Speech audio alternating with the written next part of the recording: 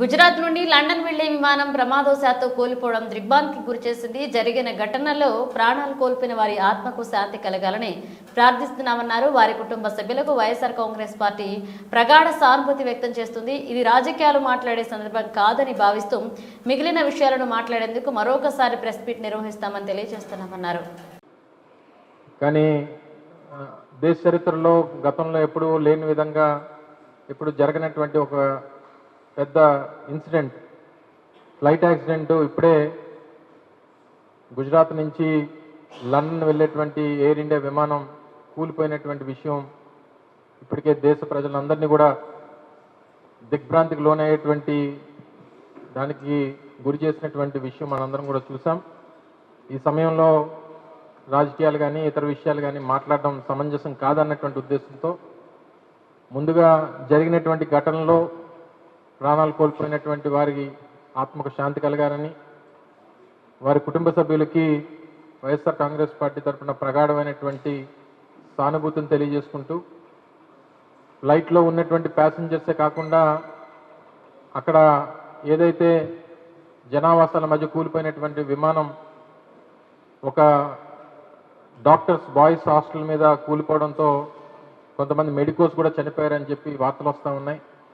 దురదృష్టం ఈ రకంగా వారిని వెంటాడింది. మరి ఎంతమంది ప్రాణాలు మరి ఇంకా పూర్తి లెక్కలు ఇంకా రావాల్సినటువంటి పరిస్థితి ఉంది. ఏదేమైనప్పటికీ నాకు తెలిసి దేశ చరిత్రలో ఇటువంటి పెద్దగా ఫ్లైట్ యాక్సిడెంట్ అనేటువంటిది నాకు తెలిసి ఇదే మొదటిదని చెప్పి నేను అనుకుంటా ఉన్నా.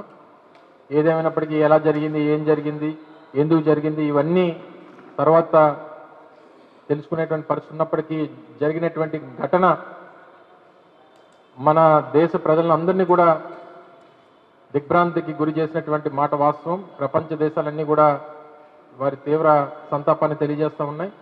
అలాగే వైఎస్ఆర్ కాంగ్రెస్ పార్టీ జగన్మోహన్ రెడ్డి గారి తరఫున, అలాగే రాష్ట్ర పార్టీ తరఫున, అందరి తరఫున కూడా తీవ్రమైనటువంటి సంతాపాన్ని, వారి కుటుంబ సభ్యులకు